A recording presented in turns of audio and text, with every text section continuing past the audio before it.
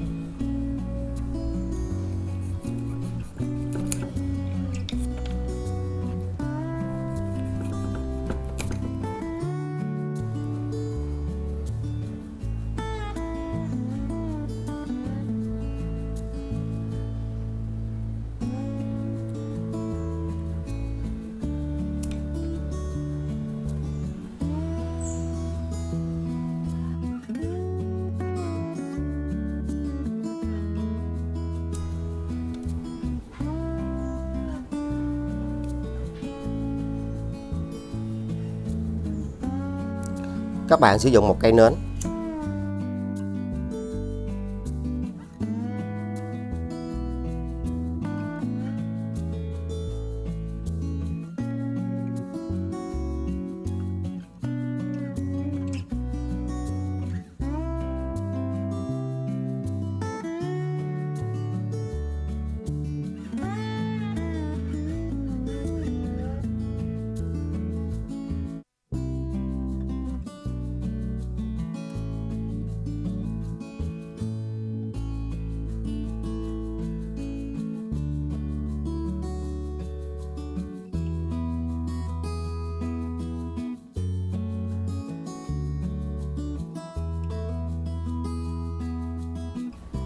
Và cách làm này để bảo vệ cho phần cắt không thấm nước và nó sẽ không bị khô lại.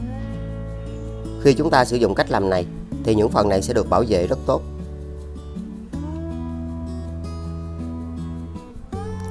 Các bạn sử dụng một củ gừng. Củ gừng có tính ấm, giúp cho những cây hoa lan được phát triển chồi rất nhanh. Và chúng ta chỉ sử dụng một củ nhỏ như thế này. Và với những củ gừng thì phải có liều lượng. Nếu các bạn sử dụng với lượng nhiều thì cành hoa sẽ bị khô và nó không phát triển được. Sau đó hãy cắt nhỏ ra.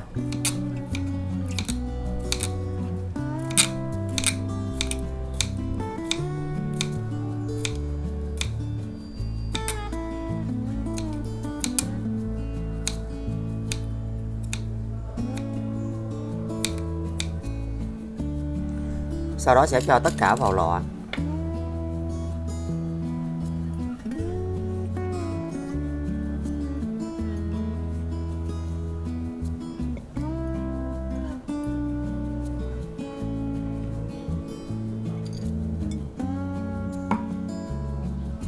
Cho vào 500 ml nước đun sôi, tương ứng với 2 cốc nước.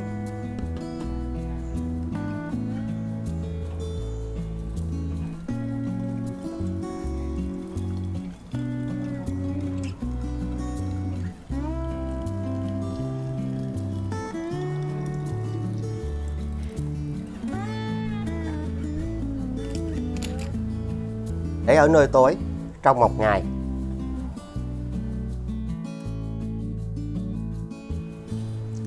Sau 1 ngày, hãy lọc bỏ cặn.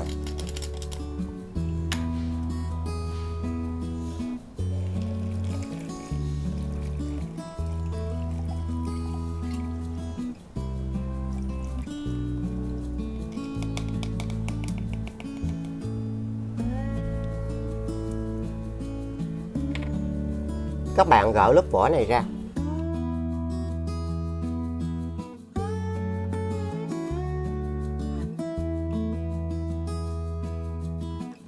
Những cây hoa lan nhỏ sẽ được mọc lên ngay tại đây.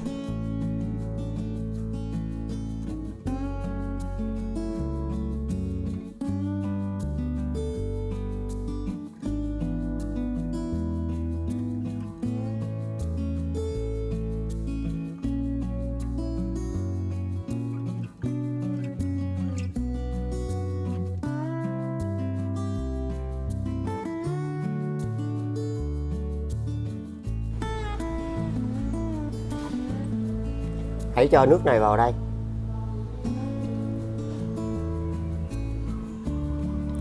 Và hãy ngâm trong 30 phút. Nó sẽ giúp cho những cành hoa này được mọc cây nhỏ rất nhanh. Các bạn sử dụng rêu cho vào đây. Và hãy cho nước này vào để khử khuẩn cho chất trồng.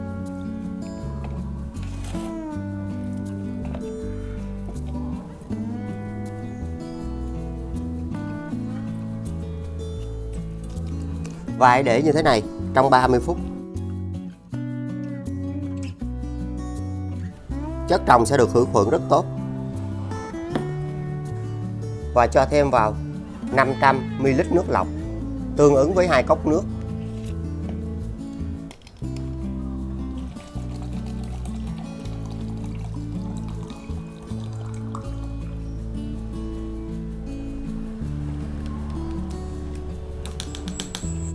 Sau đó hãy dùng nó để chăm sóc cho những cây hoa lan khác. Và hãy dùng nó để lau cho những chiếc lá như thế này. Nó giúp cho những chiếc lá không bị nấm, không bị côn trùng. Và có thể áp dụng cách làm này mỗi tháng 2 lần. Nó sẽ giúp cho hoa lan luôn được xanh tốt, phát triển được rất nhanh. Gừng có tính ấm, sẽ tạo điều kiện, thúc đẩy và giúp cho những chiếc lá được sạch hơn. Có tính kháng khuẩn khử trùng nhẹ, giúp cho những cây hoa lan không bị nấm, không bị côn trùng. Điều này thúc đẩy giúp cho những cây yếu hồi sinh rễ phát triển nhanh hơn.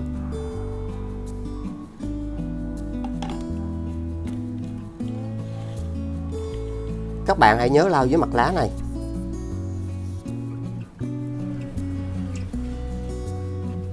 Khi thời tiết thay đổi thì cách làm này luôn hiệu quả. Và hãy tưới vào gốc của cây.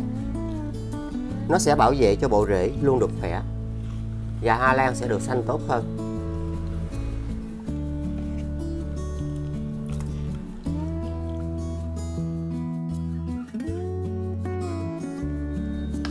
Và sau 30 phút, các bạn lấy những cành hoa lan này ra.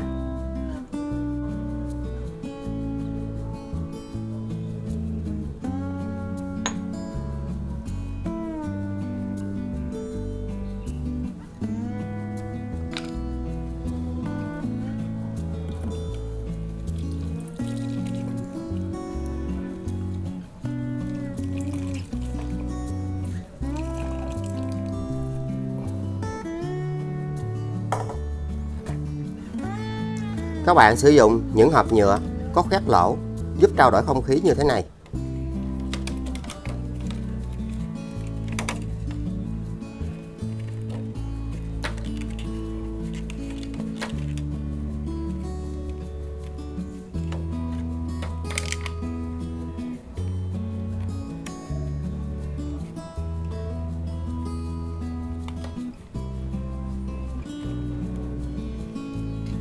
Sau đó sẽ đặt những cành hoa lan vào đây và để cho phần này hướng lên trên.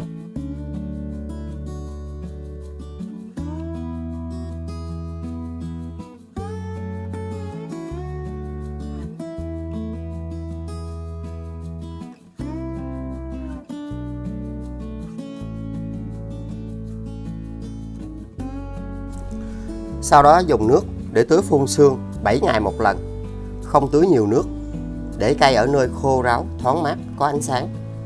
Nó sẽ giúp cho những cành hoa này được hồi sinh, phát triển rất nhanh.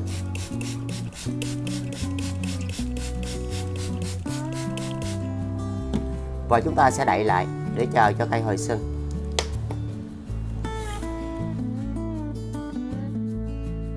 Và đây là kết quả sau 4 tuần tiếp theo. Hoa lan đã được phát triển lên. Khi chúng ta sử dụng những cách làm như thế này, nó sẽ giúp cho những cây hoa lan được mọc lên. Nó sẽ phát triển được rất tốt. Các bạn sẽ có được những cây hoa lan mọc lên từ cành hoa theo cách đơn giản và rất dễ này.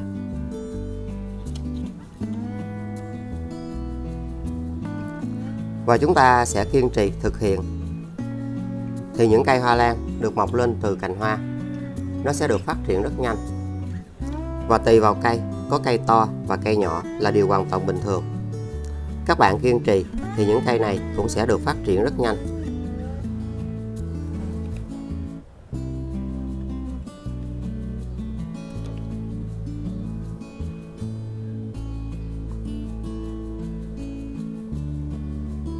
Chúng ta sẽ rất yên tâm để giúp cho những cây này được phát triển.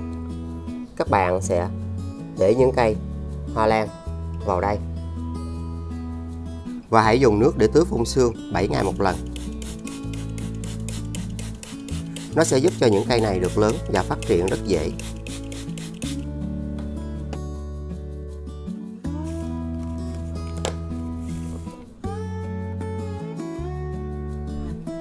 Sau 1 tháng tiếp theo, hoa lan đã được phát triển lên và cây đã bắt đầu phát triển lên rất tốt.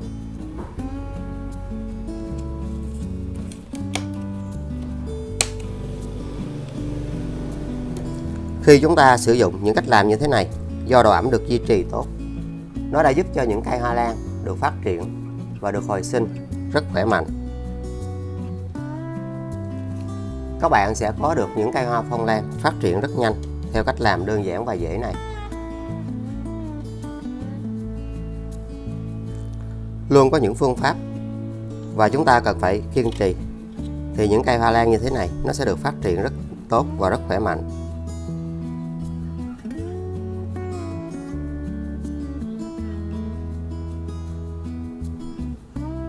Và giai đoạn này các bạn vẫn tiếp tục đặt vào như thế này và chúng ta hạn chế dịch chuyển chậu cây.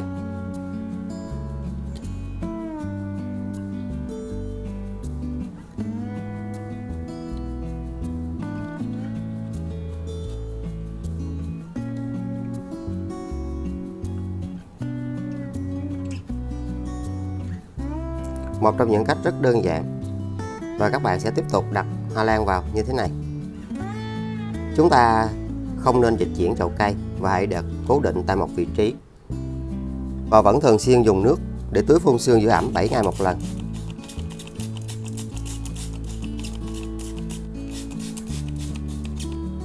Và hãy đậy lại, chờ cho những cây hoa lan này lớn và sau đó trồng lại.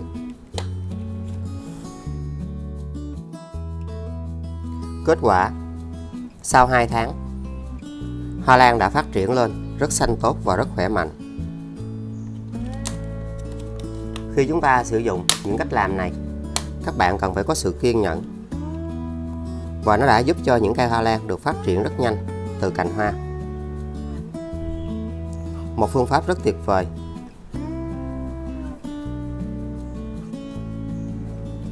Và với cách làm này, các bạn sẽ có được những cây hoa lan phát triển rất tốt.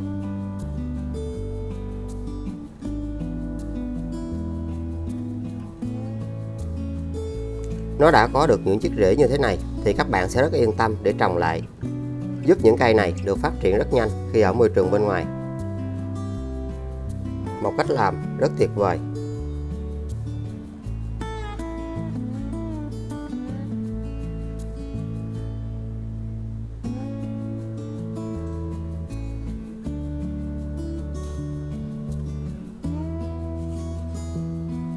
Khi chúng ta sử dụng những cách làm như thế này, các bạn cần phải có sự kiên nhẫn. Vì với những cây hoa lan thì sức sinh trưởng của mỗi loài đều không giống. Rễ cũng đã phát triển tốt.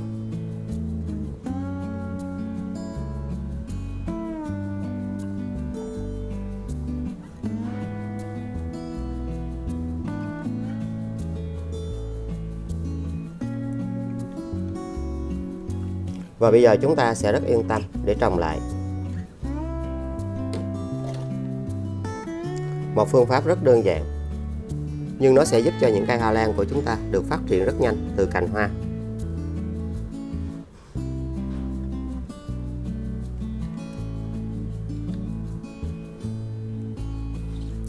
Hoa lan nhỏ, các bạn hãy sử dụng chậu nhỏ thoát nước tốt để chúng ta trồng lại cây.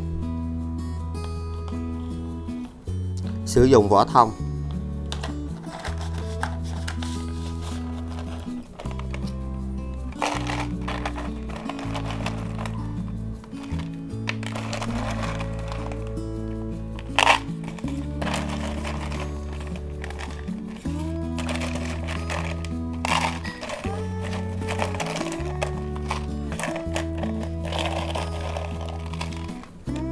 Cho rêu vào để giữ ẩm.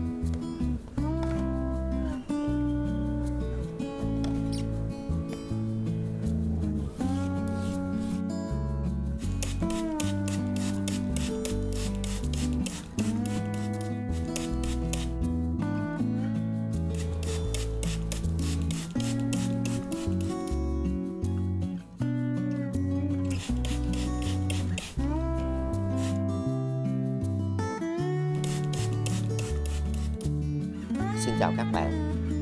Hôm nay tôi chia sẻ cách nhân giống hoa lan từ cành hoa. Khi những bông hoa đã không còn, đây là thời điểm thích hợp. Các bạn hãy cắt ngang đây.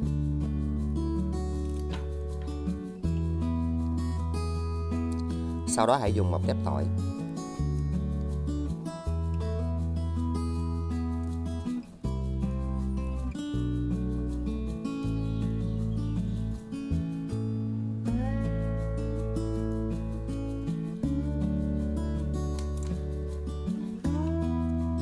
các bạn sẽ bôi vào đây.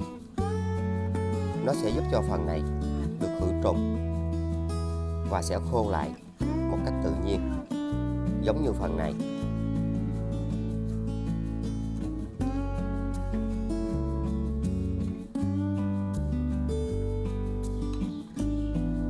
Và cành hoa này các bạn hãy cắt ngang đây và hãy gỡ lớp vỏ này ra. Hoa lan nhỏ sẽ được phát triển ngay tại đây.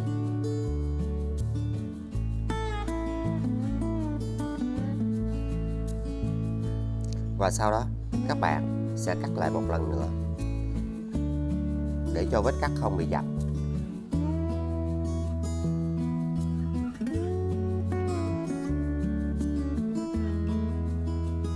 Và chúng ta sẽ cắt một vết xéo ở đây để giúp cho việc hút nước được dễ dàng.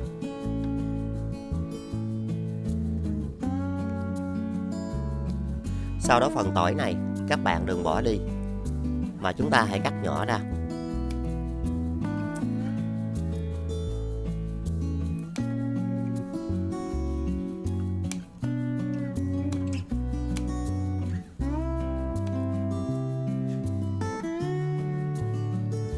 Sau đó hãy cho tất cả vào lọ.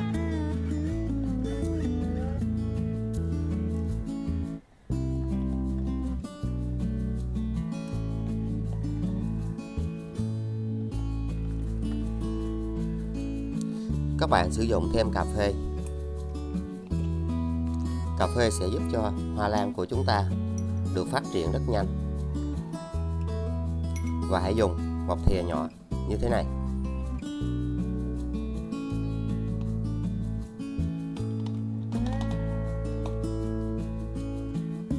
Cho vào 500ml nước.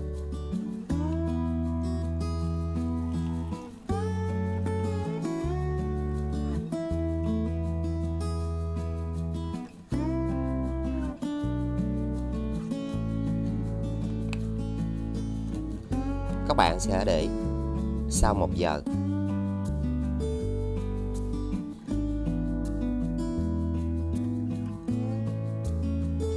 và sau 1 giờ, các bạn hãy lọc vỏ cặn.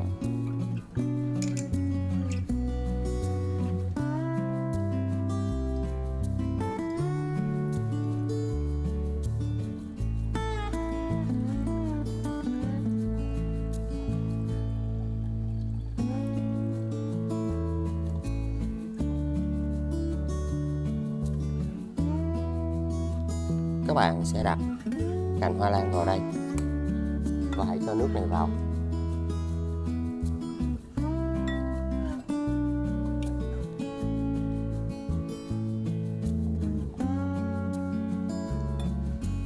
Và hãy ngâm như thế này trong 30 phút. Cây nhỏ sẽ được hồi sinh và phát triển rất nhanh.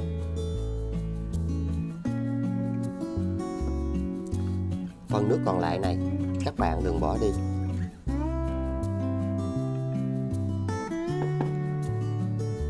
Và chúng ta hãy chăm sóc cho cây hoa lan này.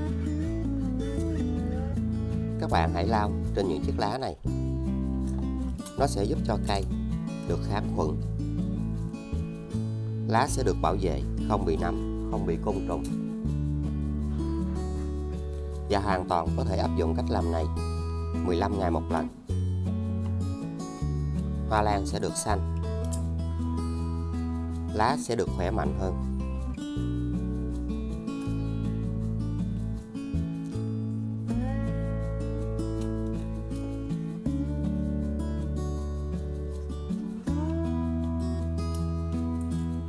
Nó cũng sẽ hỗ trợ giúp cho những chiếc lá mới phát triển rất nhanh chóng.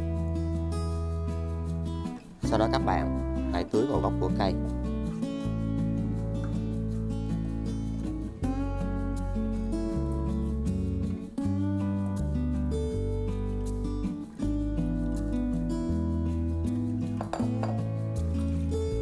Cây sẽ luôn được xanh tốt và khỏe mạnh hơn.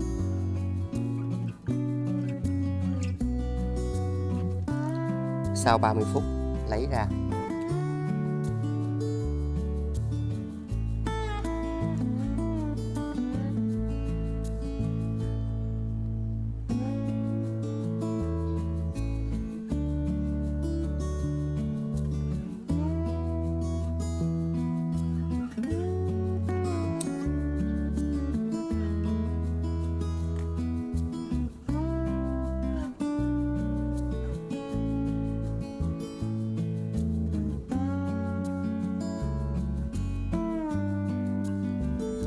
Và cách làm này sẽ giúp cho phần này được khô lại và cây sẽ không bị thấm nước.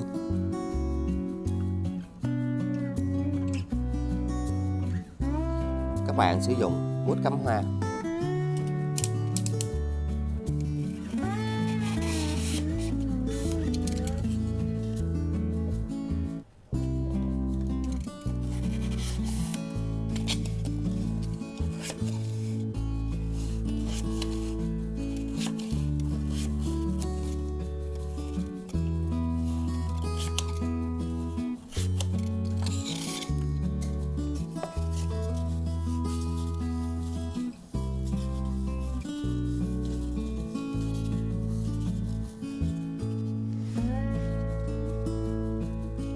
Sau đó hãy ghim cành hoa lan vào đây.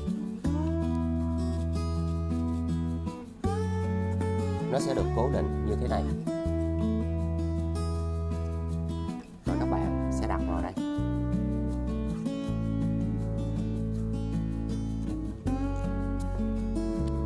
Sử dụng nước lọc. Sau đó sẽ cho vào.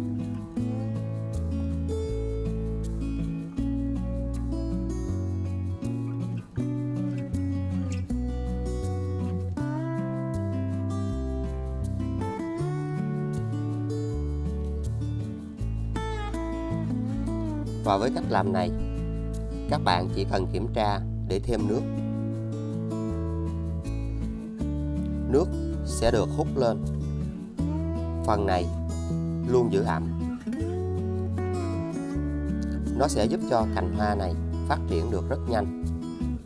đặt ở nơi khô ráo, thoáng mát, có ánh sáng. Ở những nơi có thời tiết ấm áp, từ 24 đến 29 độ, hoa lan sẽ được hồi sinh, phát triển nhanh hơn. Và sử dụng những nắp nhựa, kính đậy lại.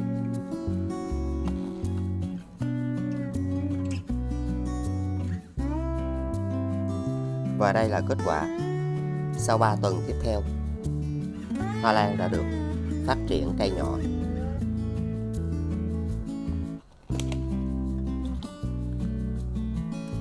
Một cách rất đơn giản, nó sẽ giúp cho hoa lan được phát triển nhanh hơn.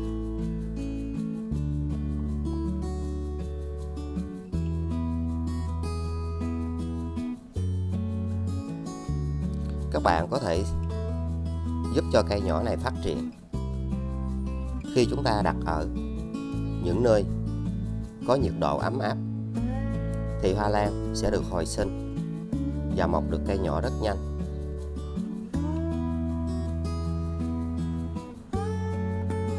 Bây giờ các bạn sẽ tiếp tục đặt cây hoa lan này vào đây.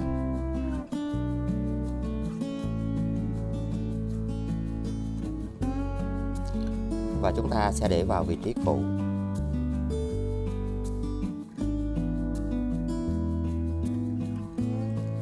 Sau 1 tháng tiếp theo, cây đã phát triển lên.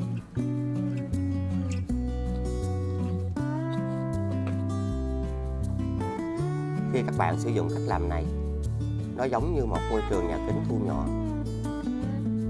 Hoa lan sẽ được hồi sinh từ cành hoa rất nhanh.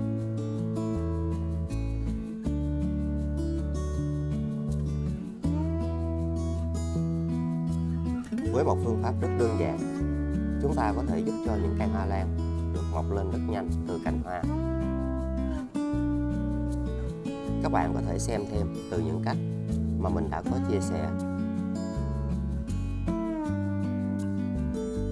Và giai đoạn này, các bạn sẽ tiếp tục đặt vào đây. Và chúng ta hãy để vào vị trí cũ.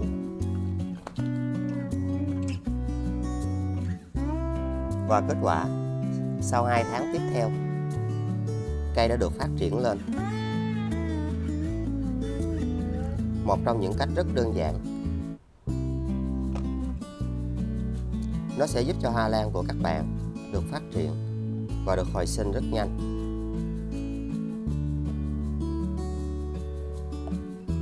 Với phương pháp đơn giản này, chúng ta sẽ giúp cho hoa lan được hồi sinh nhanh hơn từ cành hoa. Khi các bạn thấy những chiếc rễ phát triển tốt như thế này, thì đến giai đoạn này chúng ta có thể yên tâm để trồng lại. Và nó giúp cho hoa lan được phát triển nhanh hơn khi ở môi trường bên ngoài. Một trong những cách rất đơn giản. Các bạn có thể xem thêm từ những cách mà mình đã có chia sẻ trên kênh.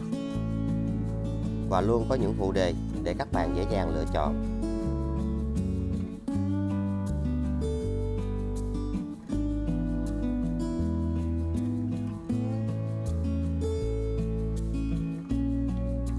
Và bây giờ chúng ta sẽ trồng lại cây hoa lan này.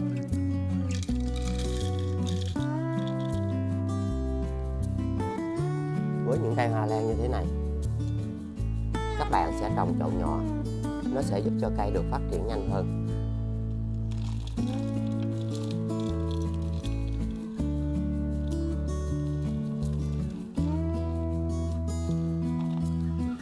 Cho thêm một ít rêu vào để giữ ẩm.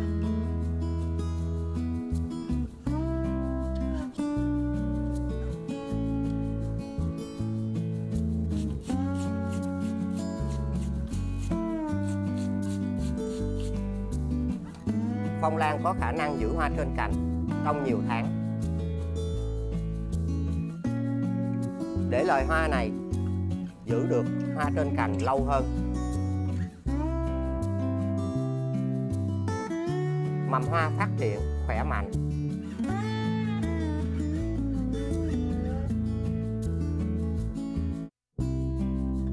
những bông hoa rực rỡ, đậm màu.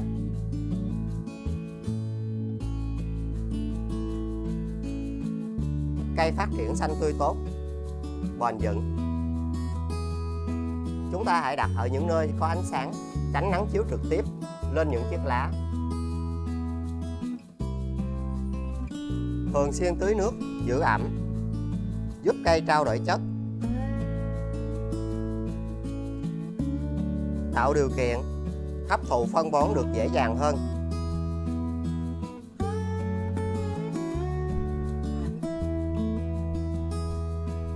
Các bạn nên sử dụng gạo có chứa rất nhiều vitamin nhóm B và các khoáng chất khác như là phosphor, kali, canxi. Chúng ta dùng 5 thìa gạo.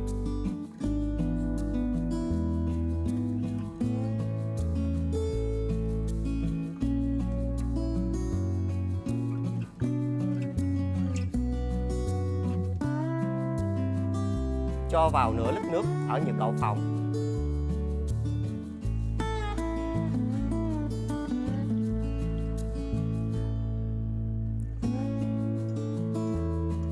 Đây là một hỗn hợp dinh dưỡng rất tốt cho hoa lan và các loại cây trồng khác. Các bạn hãy lọc lấy nước.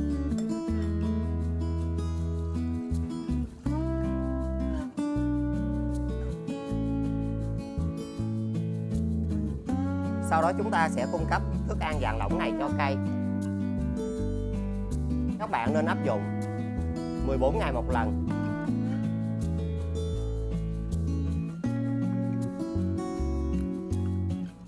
Chúng ta nên thực hiện vào buổi sáng sớm và chiều mát, không áp dụng vào ban đêm.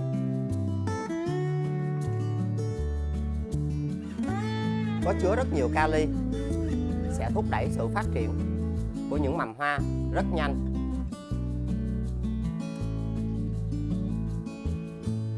Các bạn có thể xen kẽ với các loại thức ăn dạng lỏng khác.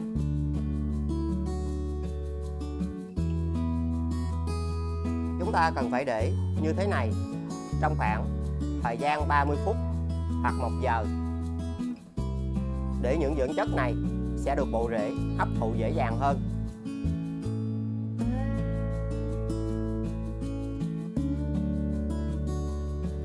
Và cách làm này sẽ thúc đẩy các vi sinh vật có lợi trong chất trồng phát triển rất nhanh.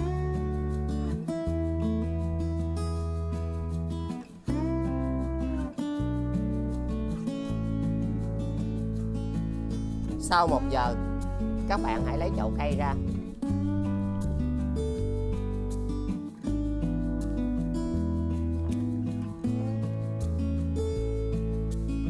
Dùng sữa tươi không đường. Sử dụng 50 ml.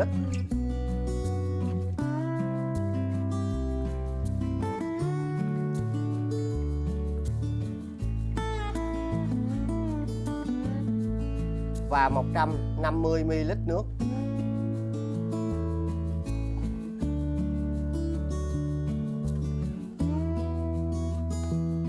Sau đó chúng ta sẽ chăm sóc cho những chiếc lá này.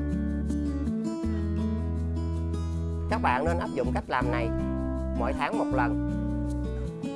Những chiếc lá sẽ được cung cấp đầy đủ những vitamin và dưỡng chất. Trong sữa có tính kháng khuẩn và khử trùng, giúp cho những chiếc lá không bị nấm, rất hiệu quả.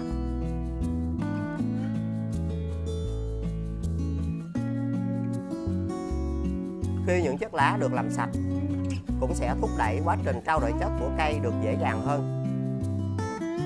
Điều này sẽ giúp cho lá luôn xanh tươi, khỏe mạnh.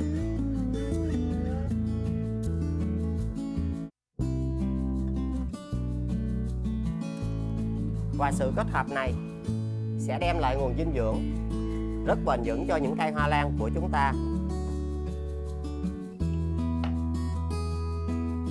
Những chiếc lá non phát triển rất mạnh.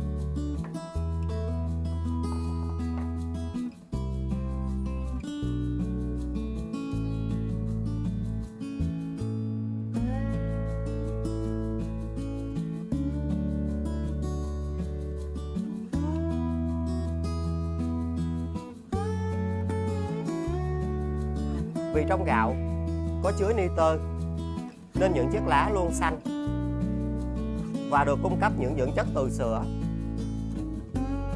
Nên các bạn áp dụng cách này sẽ thúc đẩy quá trình sinh trưởng của cây diễn ra rất nhanh.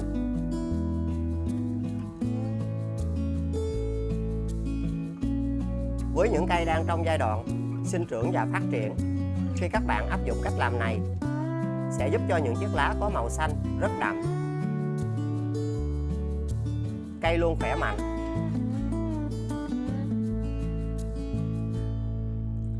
Với những cây đang kém phát triển, có những chiếc lá ở gần gốc bị vàng, các bạn hãy loại bỏ những chiếc lá này ra khỏi cây.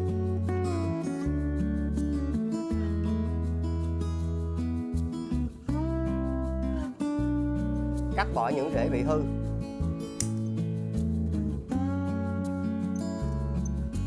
Sau đó chúng ta dùng nước sữa này chăm sóc cho những chiếc lá.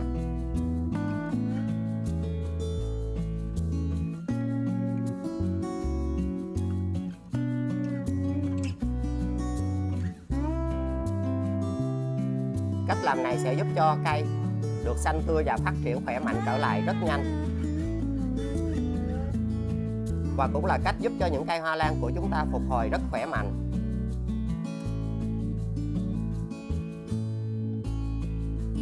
Sau đó hãy sử dụng một thìa sữa này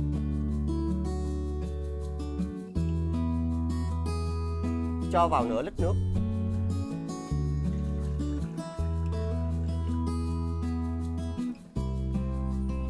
Các bạn hãy cung cấp thức ăn dạng lỏng này cho cây 14 ngày một lần, sẽ giúp cho bộ rễ được khỏe mạnh hơn. Cây của chúng ta phục hồi và phát triển được bền vững. Hy vọng với phương pháp này sẽ giúp ích cho các bạn rất nhiều, để chúng ta luôn có được nhiều cây hoa phong lan, phát triển được nhiều hoa. Mình có tạo nhiều phụ đề bằng những ngôn ngữ khác nhau. Các bạn có thể xem và lựa chọn những ngôn ngữ phù hợp. Đừng quên like, chia sẻ, đăng ký kênh và nhấn chuông để tiện theo dõi. Xin chào và hẹn gặp lại. Chúc các bạn luôn thành công trong việc trồng và chăm sóc những cây hoa phong lan tại nhà.